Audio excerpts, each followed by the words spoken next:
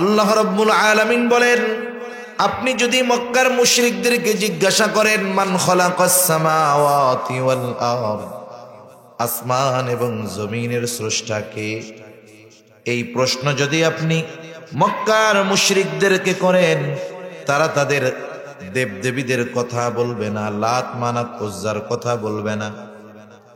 কার কথা বলবে? দুইটা তাকিদ যোগ করে আল্লাহ তাআলাই জানায় দেন, লায়াকুলুন্নাল্লাহ। আপনার এই প্রশ্নের জবাবে তারা বলবে, অবশ্যই অবশ্যই আসমান জমিনের স্রষ্টা হলেন আল্লাহ। আপনি যদি তাদেরকে জিজ্ঞাসা করেন ওয়ালা ইন সাআলতাহুম মান খালাকাহুম, তাদের সৃষ্টি কে করেছে? আমাদের দেশে একদল মানুষ আছে যারা নাস্তিক, এরা আল্লাহকে বিশ্বাস করে না, স্রষ্টা বলতে কিছুই নাই এটা তারা বলে। কিন্তু মক্কার মুশরিকদেরকে যদি এই প্রশ্ন করা হতো, আল্লাহ তাআলা বলেন এই প্রশ্নের জবাবেও তারা বলতো লায়াকুলুন্নাল্লাহ, অবশ্যই অবশ্যই আমাদের স্রষ্টা হলেন আল্লাহ। আবু জেহেল দোয়া করে, আবু জেহেলের দোয়াও আল্লাহ কবুল করছে, আবু জেহেলের দোয়া আল্লাহ কবুল করছে। রাসূলুল্লাহ সাল্লাল্লাহু আলাইহি ওয়াসাল্লাম বলেন, বদরের দিন সকালবেলায় আবু জেহেল সকাল সকাল উঠে আল্লাহর কাছে দোয়া করে, বলে আল্লাহ, আজকে যারা হকের উপরে আছে, সত্যের উপরে আছে, আপনি তাদেরকে বিজয় দান করবেন। আবু জেহেল দোয়া করছে আল্লাহর কাছে। পয়গম্বর আরবি বলেন, আল্লাহ আবু জেহেলের এই দোয়া কবুল করেছে। বদরের দিন যারা হকের উপরে ছিল, সত্যের উপরে ছিল, আল্লাহ তাআলা তাদেরকেই বিজয় দান করছে। আবু জেহেল আল্লাহকে বিশ্বাস করে, ওর দোয়াও কবুল হয়েছে। ও দোয়া করতেছে যে পাথর মারেন আর নাহলে যন্ত্রণাদায়ক শাস্তি দেন। এটা নবীজিরে শুনাইয়া টিটকারি করে বলছে, কিন্তু আল্লাহ তাআলার কাছে কথাটা ভালো লাগে না। আল্লাহ তাআলা জবাব পাঠায়া দিছেন, নবীজির জবান দিয়ে আল্লাহ তাআলা আবু জেহেলের এই দোয়ার খবরটা পৌঁছায়া দিচ্ছেন। কেমন যেন আল্লাহ বলেন, আবু জেহেল রে, তুই যেটা চাইছস আমার কাছে এটা তোরে আমি দিতাম, মানে পাথর বর্ষণ চাইছস ওইটাও দিতাম, যন্ত্রণাদায়ক শাস্তিও তোরে দিতাম। এখন কেন দেই নাই শোন, নবীজির জবান দিয়ে বলাইতেছে, ওমা কানাল্লাহু লিউআযিবাহুম ওয়া আনতা ফীহিম। হাবিব, আপনি তাদেরকে জানায় দেন, তাদের এই ধৃষ্টতামূলক আচরণের কারণে আমি আল্লাহ তাদেরকে শাস্তি দিতাম, তবে কেন দেই না, কেন দেই না? হাবিব, আপনি শোনায়া দেন, আপনি যতক্ষণ তাদের মাঝে আছেন আমি তাদেরকে কোনো আযাব দিব না। কারণ কি? কারণ আপনি তো রহমাতুল লিল আলামিন। শুধুমাত্র এই কারণে আপনার উপস্থিতিতে আমি তাদের শাস্তি দেই না, আপনার সম্মানার্থে আমি তাদেরকে সাইজ করি না। নবীজি রহমাতুল লিল আলামিন হওয়ার কারণে ওরাই যে উপকৃত হয়েছে তা না, কিয়ামত পর্যন্ত সব মানুষ উপকৃত হবে। রাসূলুল্লাহ সাল্লাল্লাহু আলাইহি ওয়াসাল্লাম আল্লাহ তাআলার কাছে দোয়া করে, বলে আল্লাহ, অতীতে অনেক নবীর উম্মত অবাধ্যতার কারণে আপনি তাদেরকে সমূলে নির্মূল করে দিয়েছেন। আয় আল্লাহ, আমার উম্মত যদি অবাধ্য হয়ে যায়, এই পাপের কারণে আপনি তাদেরকে সমূলে নির্মূল করবেন না, ধ্বংস করে দিবেন না। এই জন্য ঘরে ঘরে পাপ, ইসলামের বিরুদ্ধাচরণ করে এক গ্রুপ, নির্বিচারে মুসলমানদের হত্যা করে আর এক গ্রুপ, ফিলিস্তিনের নিরহ মুসলমানদেরকে হত্যা করে দিছে নির্বিচারে। গোটা দুনিয়ার মধ্যে ইসলাম বিদ্বেষ, কাফেরদের কথা বাদ দেন, মুসলমানের ঘরের পোলাও কিন্তু কম পারে না, ঠিক কিনা বলেন? হায়রে মুসলমানের দেশ কেমন দেশ! এ দেশে নামাজের কথা বলার কারণেও ধমক দিয়া চুপ করে বসায় দেয় একজন মালাউন। শোনেন নাই আপনারা? কারে নেতা বানান, কার পেছনে ঘোরেন, আফসোসের সাথে বলতে হয়। নির্বাচনী প্রচারণা করতেছে একজন ব্যক্তি, সব কথা রাজনৈতিক বিষয়ের দিকে ঠেলার কোনো সুযোগ নাই। মনে রাখতে হবে আমার ঈমান, আমার আমল এইগুলাকে আঘাত করে কথা বলবে, আর মুমিন বসে বসে আঙ্গুল চুষবে, প্রতিবাদ করবে না, এটা হতে পারে না। মুন্সিগঞ্জের এক বেয়াদব ও নির্বাচন করবে আওয়ামী লীগ নৌকা মার্কা নিয়ে। আরে আমি হলাম গোপালগঞ্জের এলাকার মানুষ, এই বেয়াদব গুলারে যে কি জন্য নমিনেশন দেয় প্রধানমন্ত্রী আল্লাহই জানে।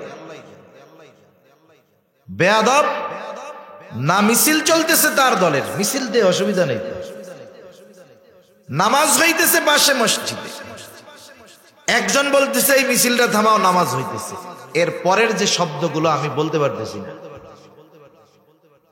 ওই ব্যক্তিকে যে কথা বলছে আর নামাজ নিয়ে যা বলছে এটা বলা যাচ্ছে না, অথচ এরা একে নেতা বানাইতেছে মুসলমানের পোলাপান। এগুলা মরলে জানাজা দিয়া কাবা শরীফের ইমাম এনে যদি জানাজা পড়ানো কাজ হবে? বলে ক্ষমা হবে? সেজন্য এই বিষয়গুলো খেয়াল রাখার দরকার। আমাদের বিরোধিতা কোনো দল, কোনো মার্কা, কোনো পার্টির বিরুদ্ধে না। আমার বাপ যদি ইসলামের বিরুদ্ধে বলে আমরা আমার বাবাকেও ছেড়ে দিব না, এটা মুমিনের ঈমান, এটা আমাদের সতর্ক থাকতে হবে। এটা ধর্মীয় অনুভূতিতে আঘাত। ইসলামিক আইন বাদ দেন, এ দেশের রাষ্ট্রীয় আইনে ওই বেয়াদবটা অপরাধী। সে ধর্মীয় অনুভূতিতে আঘাত করেছে, কিন্তু আফসোস আমরা দুর্বল, জয়ীফ, আমরা কিছু করতে পারতেছি না। আমরা কিছু বলি আপনাদের, তাও এই কথা বলতে গেলে কণ্ঠ রুদ্ধ করে দেওয়ার চেষ্টা ওরা করে, সে মুখ আটকায় দাও, জেলখানায় ভরে দেয়। অবস্থা হলো এই। আমরা দোয়া করি আমাদের দুনিয়ার সব দরজা বন্ধ হলেও মাজলুমের জন্য এক দরজা খোলা থাকে, যেটা বন্ধ হয় না, সেটা হলো আল্লাহ তাআলার দরজা। দোয়া করি আল্লাহ তাআলার কাছে আল্লাহ ওদের হেদায়েত দিক, নাহলে আসমানি গজব দিয়ে ধ্বংস করে দিক। কি দোয়া আর করবো মিয়া?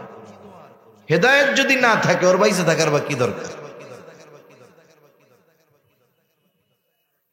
ফেরাউন বাসে বেশি দিন, ফেরাউনের আয়াত কম ছিল না, 400 বছরে একটা সর্দি হয় নাই। যে কয়দিন হায়াত পাইছে সুবনি খাইয়া মরার আগে, এর আগ পর্যন্ত একটা সর্দি কাশিও তার হয় না। তা যে কথা আর দেখে গেলাম, গোটা দুনিয়ার যত ইসলাম বিদ্বেষী আছে, এই ইহুদিরা মুসলমানদের উপরে অবিচারে নির্বিচারে জুলুম করতেছে, মেরে ফেলতেছে। অনেক সময় অনেকে বলে হুজুর এত জুলুম, এত অত্যাচার, এত অন্যায় কাফেররা করে এক ব্যাপার, কিন্তু মুসলমান ঘরের সন্তান আর একজনের টামাইরা খায়, গরিবের ফসল নষ্ট করে জমি দখল দেয়, অন্যের হক মেরে খায়, ফকিরের ছেলে পাওয়ার খাটায়া অল্প দিনে কোটিপতি হয়ে যায়, অন্যেরটা মেরে খায়। আল্লাহ তাআলা কি এটা দেখে না? বলে হ্যাঁ দেখে। এদেরকে কিছু করে না কেন? বলেন তো, একজন যদি একতলা থেকে পড়ে যায় যতটুকু ক্ষতি হবে, 2 তলা থেকে যদি পড়ে ক্ষতি বেশি না কম? 10 তলার থেকে যদি পড়ে আলু ভর্তা হয়ে যাবে, মানুষ ভর্তা হয়ে যাবে। এটা আল্লাহ তাআলা যখন কোন পাপীকে দেখবেন যে পাপ করতেছে, কাউকে মানে না, কেউ তাকে ঠেকায়া পারে না, তার মধ্যে কোনো অনুশোচনা নাই, বরং দিন যায় পাপ বাড়ে, অন্যায় বাড়ে, আল্লাহ তাআলাও জানায় দেন আমি ওদেরকে বেশি পাপ করার সুযোগ দেই, বেশি বেশি শাস্তি দেওয়ার জন্য। এজন্য একটু কষ্ট সবর আমাদের করা লাগবে মুসলমান। আল্লাহ তাআলা এই জালেমগুলার শাস্তির তীব্রতা বাড়ানোর জন্য এদেরকে পাপ একটু বেশি করার সুযোগ দেয়, কিন্তু নবীজির ওই দোয়ার বরকতে সমূলে আল্লাহ ধ্বংস করে দেয় না। তাহলে নবীজি রাহমাতুল লিল আলামিন হওয়ার কারণে উপকার লাভ করেছে গোটা সৃষ্টি জগৎ। শুধু তাই না, নবীজির উম্মতের প্রতিও মায়া মুহাব্বত ভরপুর ছিল। কেমন মায়া নবীর উম্মতের উপরে ছিল! আব্দুল্লাহ ইবনে আমর ইবনুল আস রাদিয়াল্লাহু তাআলা আনহু তিনি বলেন, নবীজি একদিন আমাদের সম্মুখে তিলাওয়াত করতেছেন, আন্নান নবী সাল্লাল্লাহু আলাইহি ওয়াসাল্লাম তালা মা কাউলাল্লাহি আযজা ওয়া জাল্লা ফি ইব্রাহিম আলাইহিস সালাম। রাসূলুল্লাহ সাল্লাল্লাহু আলাইহি ওয়াসাল্লাম তিলাওয়াত করলেন যা আল্লাহ তাআলা ইব্রাহিম আলাইহিস সালামের ব্যাপারে নাজিল করেছেন। কি নাজিল করেছে আল্লাহ? পয়গম্বর ইব্রাহিম আলাইহিস সালাম তার গুনাহগার উম্মতের ক্ষমা চেয়ে আল্লাহ তাআলার কাছে দোয়া করেছে। আল্লাহ তাআলা ইব্রাহিম নবীর ওই দোয়াগুলো কোরআনুল কারীমের মধ্যে জানায়া দিয়েছে। ইব্রাহিম আলাইহিস সালাম দোয়া করে, রব্বি ইন্নাহুন্না আযলালনা কাসীরাম মিনান নাস ফামান তাবিআনি ফাইন্নাহু মিন্নি ওয়া মান আসানি ফাইন্নাকা গফুরুর রহিম। প্রত্যেকটা নবী তার উম্মতকে ভালোবাসে, উম্মত পাপী হোক আর নেককার হোক। মা বাবা যেমন তার সন্তানকে ভালোবাসে, সন্তান ভালো হোক আর মন্দ হোক, বরং অনেক সময় এমন হয় নেককার সন্তানের চাইতে মা বাবা বদকার সন্তানের ব্যাপারে চিন্তিত বেশি হয়। একজনের যদি 3টা ছেলে থাকে, 2টা ছেলে ভালো নেককার, তৃতীয় ছেলেটা গুনাহগার পাপী, বলেন তো মা বাবা ভালো 2 জনের জন্য চিন্তা বেশি করে না খারাপটার জন্য বেশি করে? আল্লাহর কাছে যখন দোয়া করে বলে, আল্লাহ আমার 2টা সন্তান তো ভালো, এই সন্তানটাও যদি নেককার হইতো মইরাও শান্তি পাইতাম। খারাপ সন্তান মা বাবা আল্লাহ তাআলার কাছে হালাক হয়ে যাওয়ার দোয়া করে না, বরং সন্তানের কল্যাণের জন্য দোয়া করে। কেন কেন? কারণ মা বাবা সন্তান যত পাপী হোক ভালোবাসার কারণে বদদোয়া করে না, ঠিক কিনা বলেন? আল্লাহর কসম কইরা যদি বলি ভুল হবে না, আমাকে আপনাকে আমার আপনার মা বাবা যত ভালোবাসে তার চাইতে বেশি ভালোবাসে নবী। কোনো সন্দেহ নাই, একজন যে আমারে আপনারে ভালোবাসে বুঝবেন কেমনে? মনে করেন একজন আপনারে শুধু বলে আমি আপনারে ভালোবাসি, খুব ভালোবাসি, মহব্বত করি। 2 জনে মিলে গেছেন রাস্তায় বাজারে, আপনি পড়েছেন বিপদে। যে আপনারে খুব ভালোবাসে সেও আপনার সাথে আছে, আপনি পড়েছেন বিপদে। আস্তে কইরা ওই যে ভালোবাসি ভালোবাসি বলে সে সবার আগে এলাকা ছাইড়া পালাইছে। এখন আপনি আবার ওইখান থেকে আসলেন, ও আবার আপনারে পায়া বলে ভাই আপনারে খুব ভালোবাসি, জীবনটা দিয়া ভালোবাসি। আপনি কি বলবেন? সর বেটা সিটিং, আমারে যদি তুই ভালোবাসতি, ওই বিপদে যখন পড়ছি সবাই যদি চলেও যাইতো তুই কিন্তু যাইতি না, তুই তো 1 নম্বরে পালাইছস। তার মানে আসলে কে কাকে ভালোবাসে এটা প্রমাণ হয় বিপদের সময়। সুসময়ে বন্ধু থাকে অনেক, কিন্তু দুঃসময়ে সবাই ভাগে। আল্লাহ রাসূলুল্লাহ সাল্লাল্লাহু আলাইহি ওয়াসাল্লাম আমাদের কেমন ভালোবাসে কেমনে বলি? একটা মানুষের সবচাইতে বড় মুসিবতের সময়টা হলো কিয়ামতের দিন। ওই দিন মানুষ সবচাইতে বড় মুসিবতে থাকবে, বিপদে থাকবে। ওই মুসিবতের দিন কেউ কাউকে চিনবে না, মা বাবাকে চিনবে না, ছেলে সন্তানকে চিনবে না, স্বামী স্ত্রীকে চিনবে না।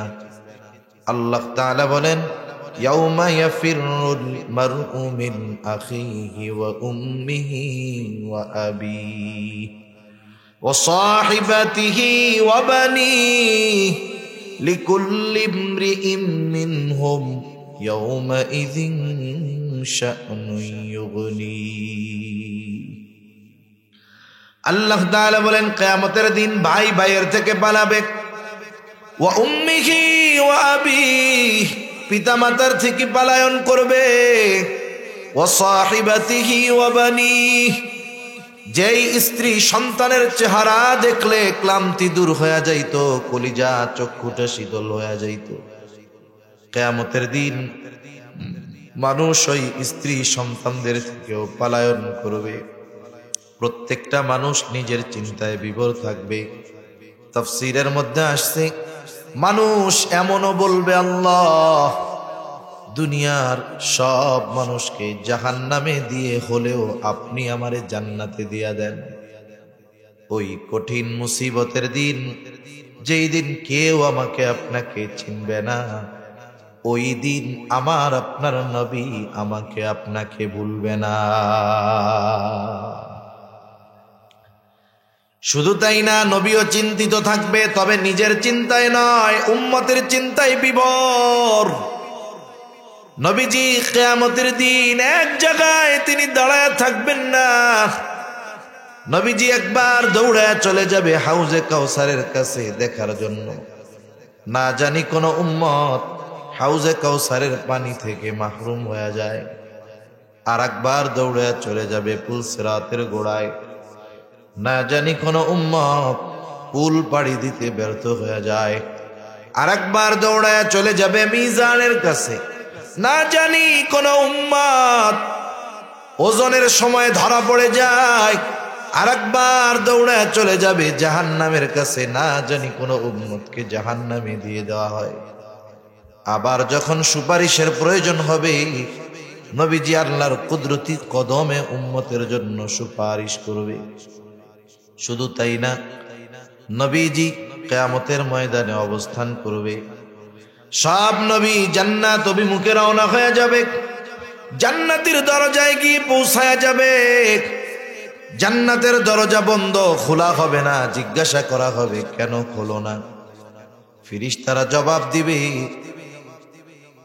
জান্নাতের দরজা ততক্ষণ খোলা হবে না, যিনি আসলে খোলা হবে তিনি তো আসেন নাই, তিনি আসলেই খোলা হবে। তিনি কে? তিনি হলেন মুহাম্মাদুর রাসূলুল্লাহ। কোথায় তিনি? হাসরের ময়দানে, কিয়ামতের ময়দানে উম্মতের চিন্তায় বিভোর। যতক্ষণ না নবীজির ওই উম্মত, যার মধ্যেও যাররা পরিমাণ ঈমান আছে, তার ব্যাপারে জান্নাতের নিশ্চয়তা নবী যতক্ষণ না পাবে, ততক্ষণ পর্যন্ত নবী নিজে জান্নাতে প্রবেশ করবে না। অথচ সেই দিন মা বলবে, আমার পোলারে জাহান্নামে দেয়া হইলেও আমারে বাঁচায় দেন।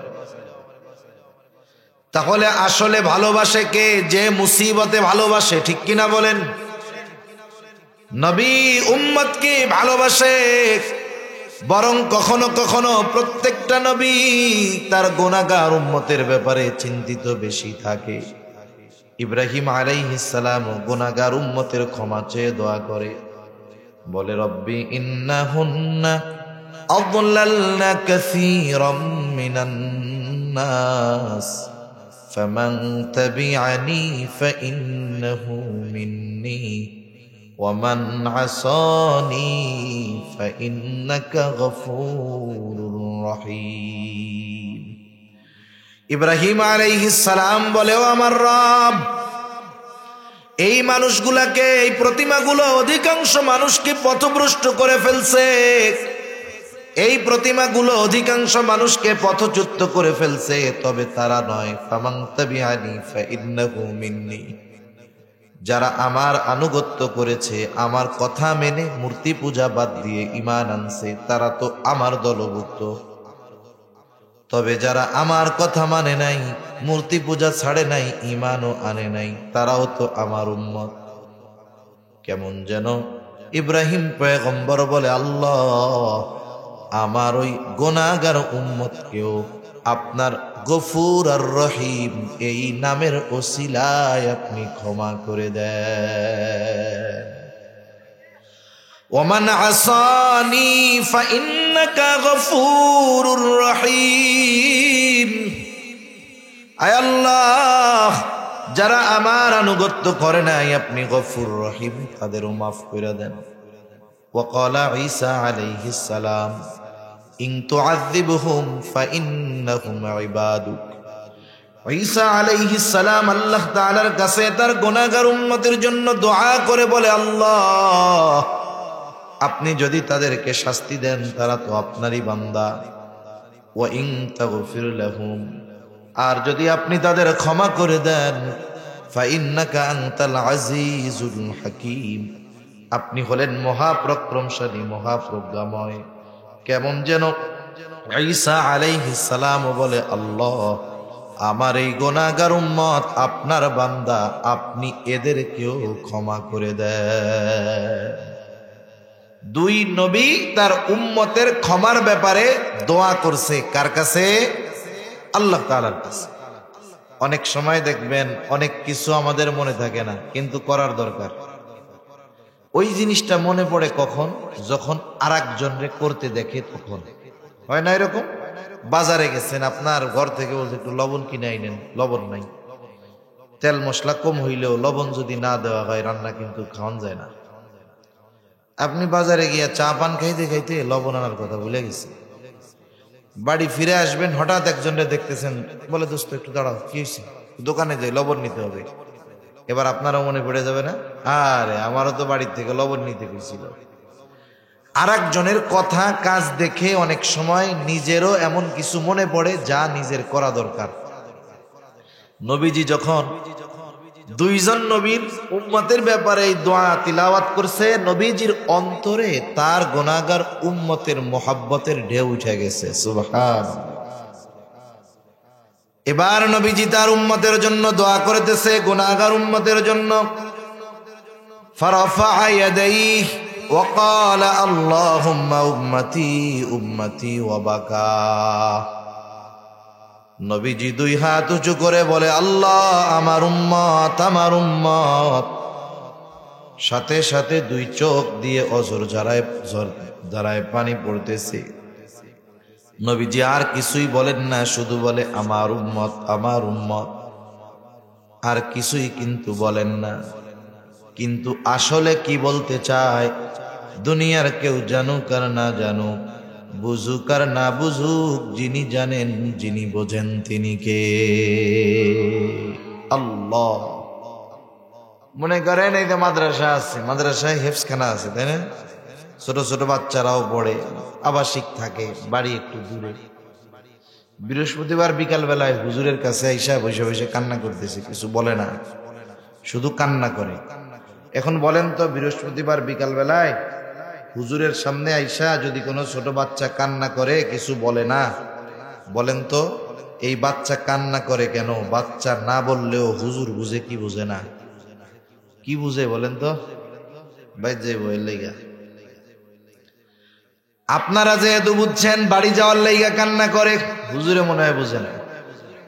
হুজুরে আরো ভালো বুঝে, কিন্তু কিছু বলে না। বাচ্চারে বলে কেন কান্না করো? এইবার ছেলের কান্নার আওয়াজ আরো বাইরে যায়। হুজুর বলে যত কান্না করো কোনো লাভ নাই, কান্নার কারণ বলতে হবে, এরপরে কাজ হবে।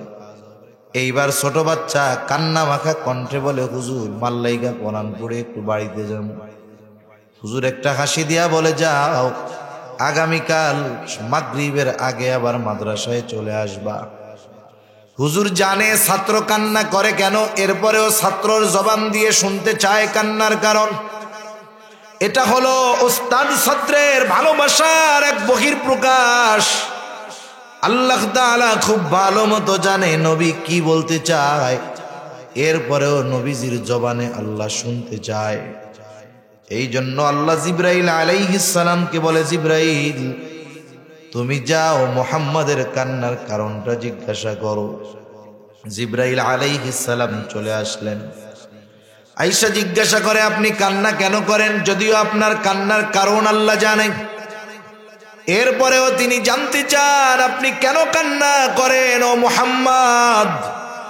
এইবার নবীজি সুযোগ পাইয়া বন্ধু জিবরাইলের কাছে মন খুইলা উম্মতের ব্যাপারে বলছে।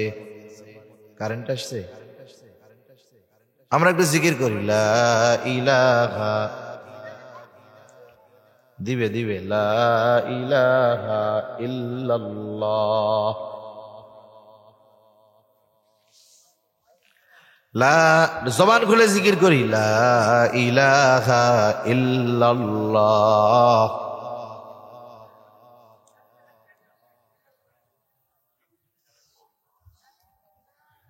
লা ইলাহা ইল্লাল্লাহ, লা ইলাহা ইল্লাল্লাহ,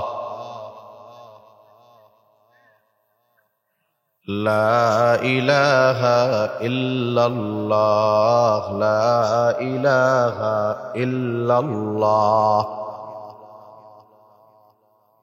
ইল্লাল্লাহ, লা ইলাহা ইল্লাল্লাহ, ইল্লাল্লাহ, লা ইলাহা ইল্লাল্লাহ, লা ইলাহা ইল্লাল্লাহ, মুহাম্মাদুর রাসূলুল্লাহ। আল্লাহ তাআলার কাছে সব কথা খুলে বলছে জিবরাইল গিয়া। নবীজি জিবরাইলের কাছে বলছে, জিবরাইল আল্লাহ তাআলার কাছে উম্মতের ব্যাপারে সব কথা খুলে বলছে। আপনার হাবিবের কান্নার কারণ হলো তার উম্মত।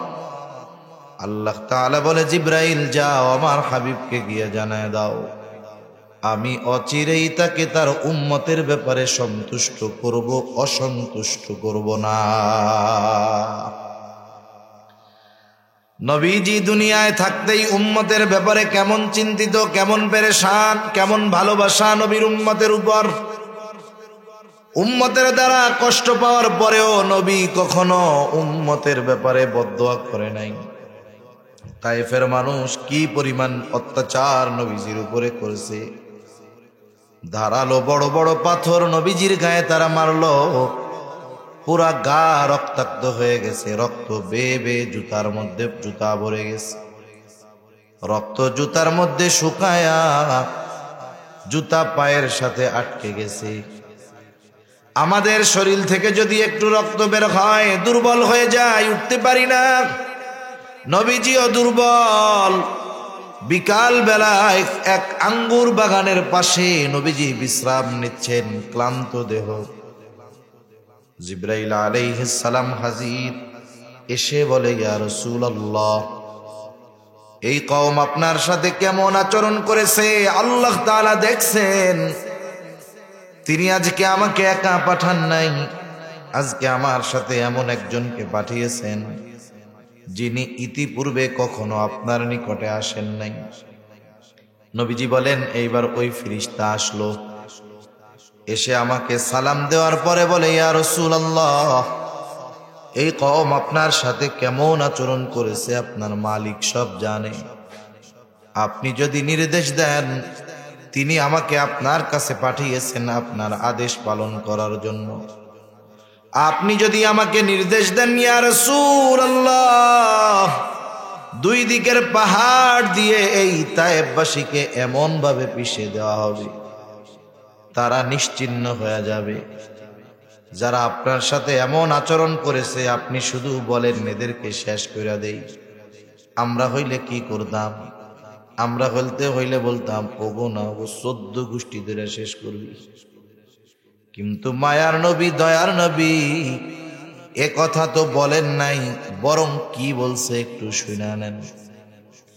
এ কথার পরে নবীজি আরাম করিতেছিলেন, এবার উঠা বসলেন। নবীজি বলেন, বাল আরজু আইয়াখরুজাল্লাহু মিন আসলাবিহিম মান ইয়াবুদুল্লাহ ওয়াহদাহু ওয়া লা ইউশরিকু বিহি শাইআ। নবীজি বললেন, আমি তো এদের ব্যাপারে আল্লাহ তাআলার কাছে এই আশা পোষণ করি যে আল্লাহ তাআলা এদের মধ্য থেকে এমন এক প্রজন্ম বের করবে যারা এক আল্লাহর ইবাদত করবে, তার সাথে কারো শরীক করবে না। ফেরেশতা চলে আসছে যে আদেশ দেন, শেষ করে দেই। নবী বলতেছেন, ওরা যা করছে করছে, কিন্তু আমি তো আশা করতেছি এদের মধ্য থেকে এমন মানুষ বের হবে যারা আল্লাহর ইবাদত করবে, শিরিক করবে না। এটা উম্মতের প্রতি দরদ থাকার কারণে হয়েছে। নবীজি আমাদের যে কত ভালোবাসে, হাদিস বললে অনেক বলা যাবে। নবীজি আমাদের যে কত ভালোবাসে এই সাক্ষ্য এমন একজন সাক্ষী দিয়েছেন, এই সাক্ষ্য যেই সাক্ষ্য বা সাক্ষী কোনোদিন মিথ্যা সাক্ষ্য দিতে পারে না। সৃষ্টি জগতের সবচাইতে বড় সাক্ষী হলেন আল্লাহ। আল্লাহ হলেন সবচাইতে বড় সাক্ষী। আল্লাহ বলেন, কাফা বিল্লাহি শাহীদা, সাক্ষী হিসাবে আল্লাহ যথেষ্ট। অনেক সময় দুনিয়ায় এমন হয়, অনেক জিনিস আমরা চিনি না, অনেককে চিনি না। একজনের কথার কারণে ওই অপরিচিত অজানা বিষয়টাকে বিশ্বাস করে নেই, এমন হয় না? অনেক সময় হয়। মনে করেন আপনাদের এলাকার মানুষজন প্রবাসে বিদেশে আছে, বিদেশে আছে না কম বেশি লোক কিছু। আগেও মানুষ কিন্তু বিদেশে যাইতো, এখন তো বিদেশে গেলে মোবাইলে দেখা যায়, কথা বলা যায়। 30-40 বছর আগে এই উপায় ছিল না। ফটো তো যখন মনে চায় ফটো তোলা যাইত না, ফটো একটা তুলতে হলে যাইতে হবে ময়মনসিংহ। শুধু চিঠির আদান প্রদান হইতো, কথাবার্তা হইতো।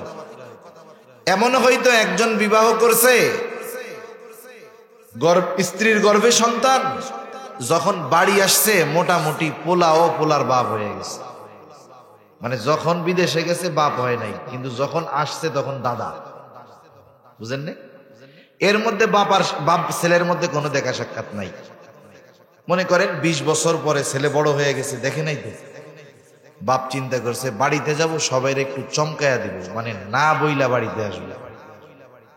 এখন উনি বাড়িতে আসছে, রাত 2টা বেজে গেছে, বাড়ি আসছে, দরজা টোকা দিছে। রাত 2টার সময় যদি কেউ দরজা টোকা দেয়, মহিলা মানুষ গিয়া খুলবে নাকি?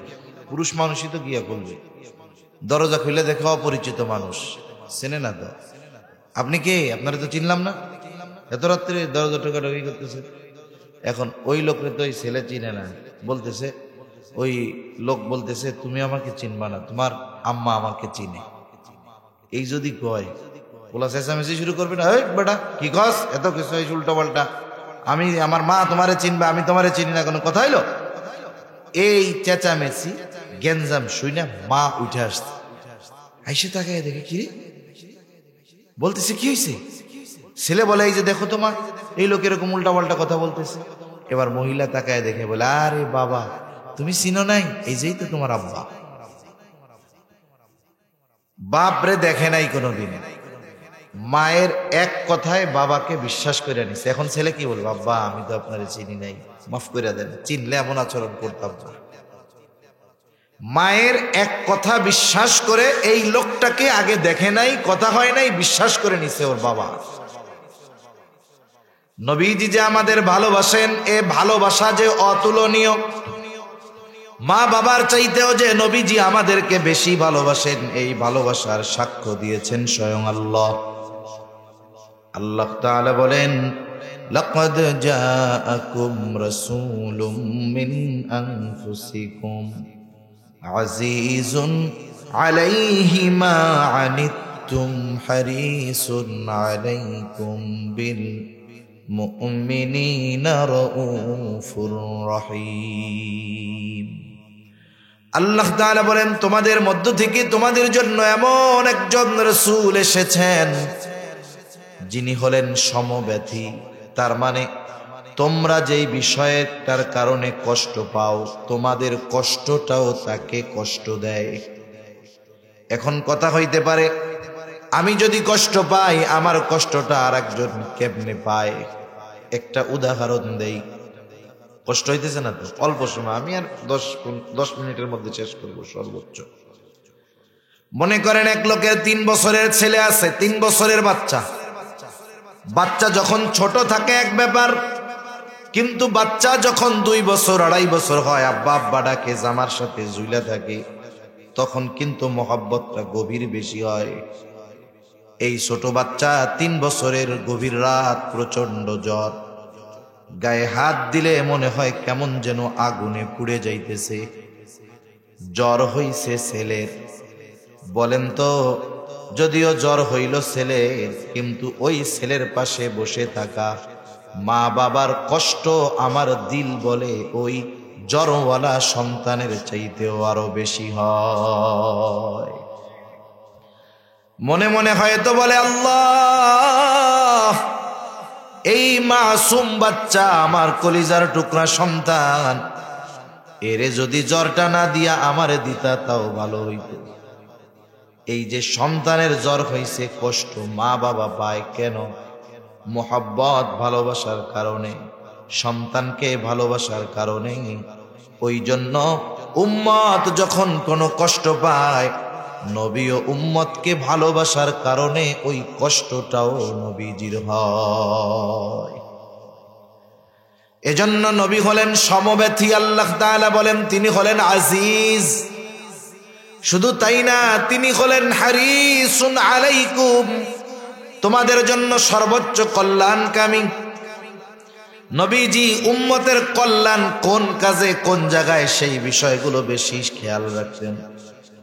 হাদিসের মধ্যে আসছে, নবীজি বলেন আল্লাহ তাআলা প্রত্যেকটা নবীকে তার উম্মতের জন্য স্পেশাল একটা দোয়া করার সুযোগ দিয়েছে।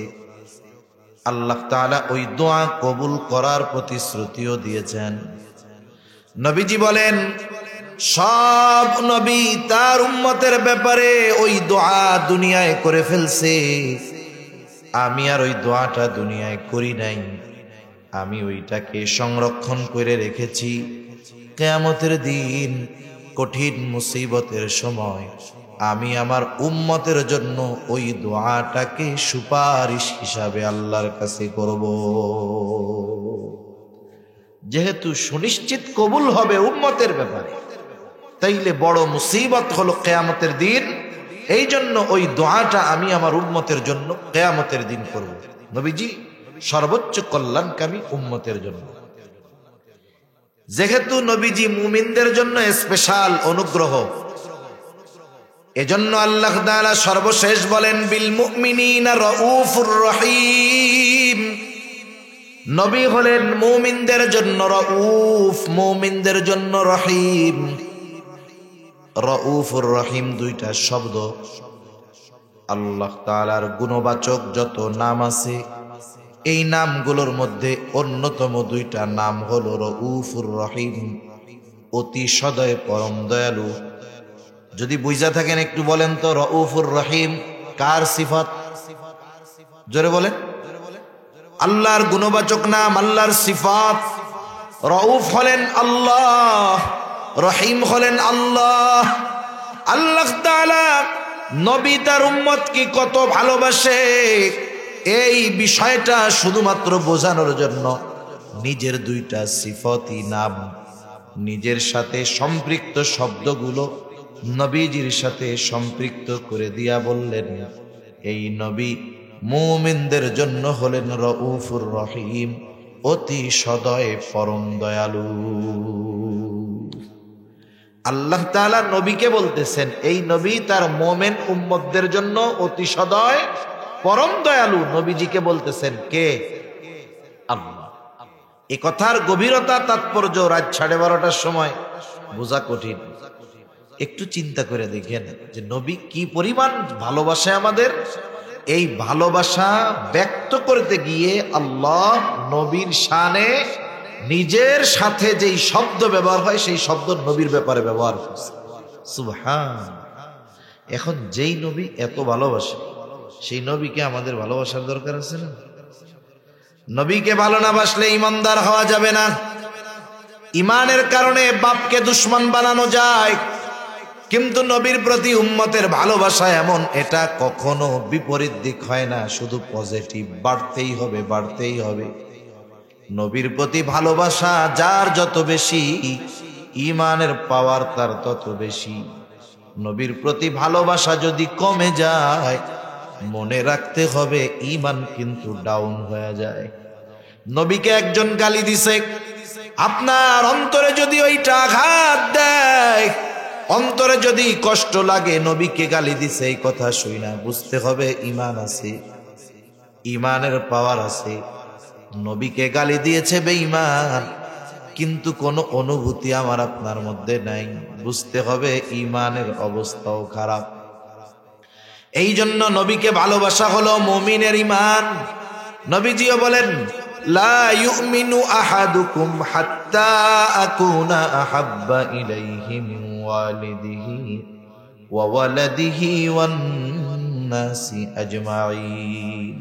নবীজি বলেন তোমাদের মধ্যে কেউ ততক্ষণ পর্যন্ত মুমিন হতে পারবে না যতক্ষণ না সে তার পিতা মাতা সন্তান সন্ততি এক কথায় সকলের চাইতে নবীকে বেশি ভালো না বাসবে। আমরা যে কয়জন আছি যারা শুনতেছে তাদের কথাও বাদ দেন, আমরা যারা আছি আমরা নবীরে ভালোবাসতে চাই না? এটা তো চাই, এরপরে একটা হাত উঁচা করি তো, নারায়ে তাকবীর, নারায়ে তাকবীর। এই রাত 12:30টার সময় সত্যিই ভালোবাসতে চাই তো? নবীকে কেমনে ভালোবাসবো? নবীকে ভালোবাসার পদ্ধতি কি? আবু বকর নবীজিকে পাইছে, তাই সব সম্পদ আইনা নবীর সামনে দিয়ে দিছে।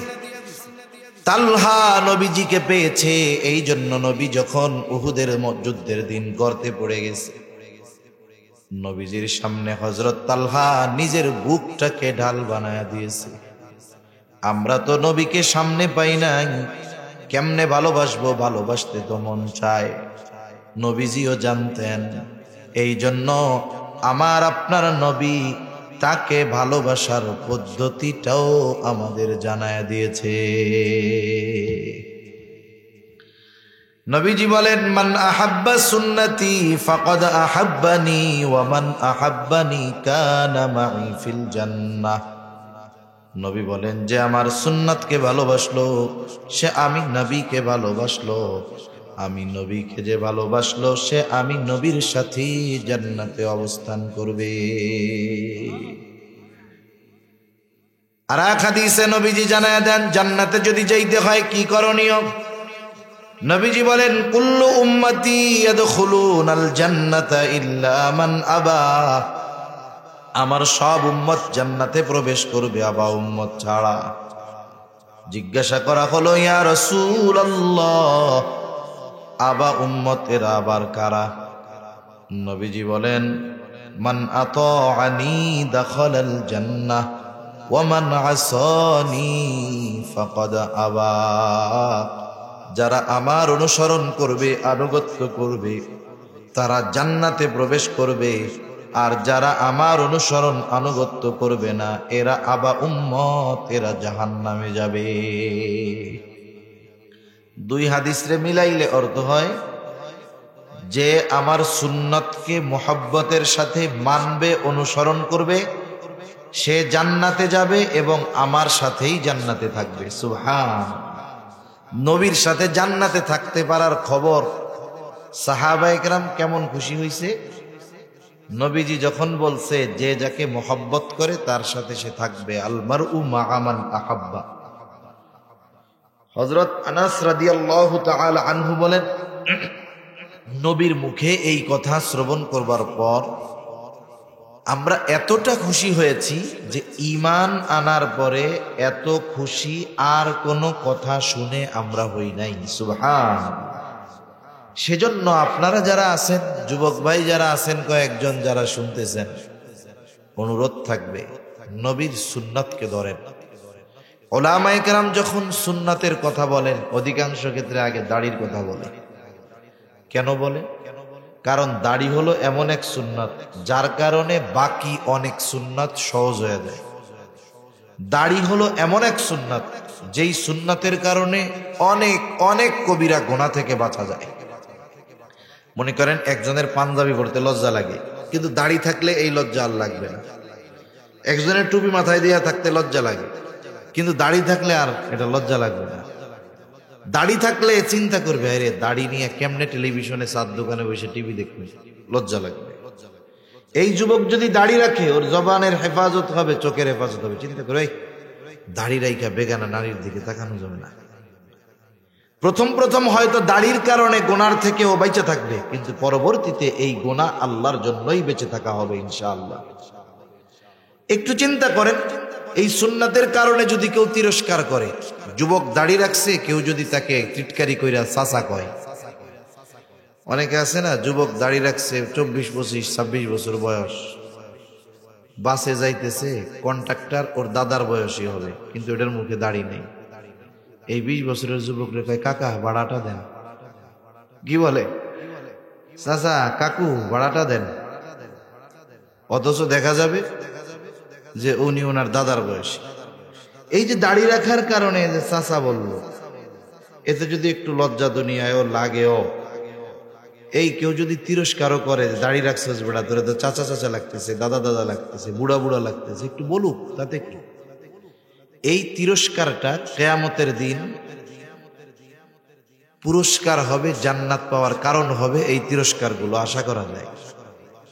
আরে আপনি যদি দুনিয়ার কোনো ব্যক্তির মহব্বতের প্রমাণ দিতে গিয়ে তার জন্য 2-4 কথা বেশি শুনেন, কেউ যদি বলে যে ভাই আপনার এত মহব্বত করে, আপনার কথা মানুষের কাছে বলতে গিয়ে মানুষের কাছে অনেক কথা শুনছে, তাও আপনার মহব্বত ছাড়ে নাই, বলবে এদিকে আয়, তুই আমার কাছে। কিয়ামতের দিন নবীজিও হয়তো বলবে আমার সুন্নাত মানতে গিয়া কথা শুনছস, আরে আয়, তুই তো আমার দলের লোক, আমার সাথেই থাক। বলতে পারে কি পারে না? পারে। একটু সর্বশেষ একটু চিন্তা করবেন, গভীর রাত, মানুষের হায়াত মওতের কথা বলা যায় না, কে কোন সময় মরে যায় বলা যায় না, আমি এখান থেকে বাসায় যাইতে পারবো কিনা বলা যায় না, আপনি এখান থেকে বাড়িতে ফিরতে পারবেন কিনা বলা যায় না, ফিরলেও আগামী দিনের সূর্যোদয় নসিবে হবে কিনা বলা যায় না। কত যুবক মানুষ আছে ঘরের মধ্যে মইরা পইড়া রয়েছে, মা বাপ জানেও না, 12টা বাজে উঠে না কেন, দরজা ভেঙ্গে চুইরা দেখে মইরা আছে, কোন সময় মরছে তার ঠিক নেই। এ মরণ সবার হয়। মানুষ যখন মারা যায় তার পরিচয়টা মুসলমানের থাকে, মুসলমানিত্ব থাক আর না থাক, পরিচয়টা মুসলমানের থাকে। যেমন মনে করেন সমাজে অনেক মানুষ আছে মুসলমান ঘরের জন্ম, নাম পরিচয় মুসলমান, কিন্তু এমন কাজকর্ম করে বলে যে ও বেঈমান, কোনো সন্দেহ নাই। এরকম আছে না? অনেক মানুষ আছে সমাজে। পরিচয় যদি মুসলমান হয় তাহলে তাকে মুসলিম রীতিনীতি মেনেই তাকে কবরস্থ করা হয়। এদেশের বড় বড় নাস্তিক মারা গেছে, মুসলিম রীতিনীতি মেনেই তাকে কবরে রাখা হয়েছে। হুমায়ুন আজাদের মতো নাস্তিক মারা গেছে, তার জানাজা হয়েছে, রীতিনীতি মেনে তাকে কবরে রাখা হয়েছে। আমি আপনি মারা গেলেও কবরে রাখা হবে। মারা যাওয়ার পরে গোসল দেওয়া হবে, কাফন পরানো হবে, জানাজা হবে, লাশটাকে কবরের পাশে নিয়ে যাবে। একটু চিন্তা কইরা দেখেন, ওই জায়গায় নিজের একটু কল্পনা করেন, চিন্তা করেন, মনে করেন লাশটা আমার, আপনি মনে করেন আপনার। ওই লাশটা নিয়ে এবার কবরের মধ্যে রাখবে, দুপুর থেকে 2 জন লাশটা ধরায়া দিবে, আর 2 জন কবরের মধ্যে থেকে লাশটাকে দইরা নিচে নামাবে। এই সময় একটা দোয়া পড়া হয়, বিসমিল্লাহি ওয়া আলা মিল্লাতি রাসূলিল্লাহ। পড়ে নাই দোয়া? আমার বেলায় এই দোয়া পড়বে, আপনার বেলায়ও পড়বে, যুবক তোমার বেলায়ও পড়বে। এই দোয়াটা পড়লো ঠিক, কি এই দোয়ার সারমর্ম? এই দোয়ার সারমর্ম হইল, যখন কাউকে কবরে রাখা হয় দোয়াটা বলা হয়, মূলত বলা হয় আল্লাহ, আপনার নামে এমন একজন মানুষকে এখন কবরে রাখতেছি যে তার গোটা দুনিয়ার জীবন সুন্নাতের উপরে পরিচালিত করছে। যখন মারা গেছে সুন্নাতের উপরে ছিল, যখন তারে কবরে রাখতেছি এখনো সে সুন্নাতের উপরে আছে। আফসোস, এই দোয়া পড়া কবরে রাখা হইল এমন এক ব্যক্তিকে যার মুখের মধ্যে সুন্নাতের কোনো চিহ্ন নাই, গোটা জীবন সুন্নত মানেও নাই, সুন্নাতের উপরেও চলে নাই। একটু বুঝে থাকলে বলেন তো, ওই সুন্নাত বিহীন লোকটার ব্যাপারেও তো এই দোয়া বলা হবে, কিন্তু এই ব্যক্তির ব্যাপারে এই দোয়াটা সত্য হবে নাকি মিথ্যা হবে? জোরে বলেন, কি হবে? অনন্তকালের প্রথম সফরের প্রথম ঘাঁটি হলো কবর। জান্নাতের সুসংবাদ পাওয়া সাহাবী উসমান ইবনে আফফান রাদিয়াল্লাহু তাআলা কবর দেখে কাঁদতেন। জিজ্ঞাসা করে, আপনি কবর দেখে কাঁদেন কেন? জান্নাতের সুসংবাদ পাইছেন নবীর জবান থেকে। বলে, আমারে তো জান্নাতের সুসংবাদ দিছে, কিন্তু কবরে আমার সাথে কেমন আচরণ করা হবে সেটা তো বলা হয় নাই। ওই ঘাটিতে আমাকে আপনাকে রাখা হবে, প্রথম মঞ্জিল কবরে রাখা হবে মিথ্যা কথা বলে। এতটুকুই আপনাদের কাছে আমার কথা, যে আমার আপনার অনন্তকালের ওই সফরের প্রথম মঞ্জিল আর প্রথম কথাটা যেটা আমার ব্যাপারে বলা হবে, ওই কথাটা যেন মিথ্যা না হয়ে যায়। এটা কিন্তু আমার ব্যাপারে মানুষের বলা পরকালের সফরের প্রথম কথা, জাল্লা এই লোক সুন্নাতের উপরে ছিল, সুন্নাতের উপরে মরছে, সুন্নাতের উপরেই তাকে কবরে রাখলাম আপনার নামে। এই কথাটা যেন আমার আপনার ব্যাপারে মিথ্যা না হয়। ইনশাল্লাহ চেষ্টা করা যাবে না ইনশাল্লাহ। আল্লাহ আমাদের পরিপূর্ণ সুন্নাতের পাবন্দি করার তৌফিক দান করেন। আর একটু জবান খুলে বলি আমিন। দোয়ার আগে এই যে হুসনুল উলুম ফয়েজিয়া হাফেজিয়া মাদ্রাসা, এই মাদ্রাসার কার্যক্রম চলার দরকার। মাদ্রাসাগুলো হলো ইমান হেফাজতের ক্যান্টনমেন্ট, ইমান হেফাজতের ক্যান্টনমেন্ট। দুনিয়ার ডিফেন্স বলেন, প্রশাসন বলেন, এরা মানুষের জানমালের নিরাপত্তা দেয়, ইমানের নিরাপত্তা দিতে পারে না। ইমানের নিরাপত্তায় মূলত নিয়োজিত থাকে উলামায়ে কেরাম। এজন্য যখন কোথাও থেকে ইমান বিধ্বংসী কোনো আওয়াজ, কথা, কোনো বিষয়, কোনো ফেরকা মাথাচাড়া দিয়ে ওঠে, উলামায়ে কেরাম আগে প্রতিবাদ করে। আম জনতা বুঝুক আর না বুঝুক, উলামায়ে কেরাম বুঝতে পারে, প্রতিবাদ করে, চেষ্টা করে।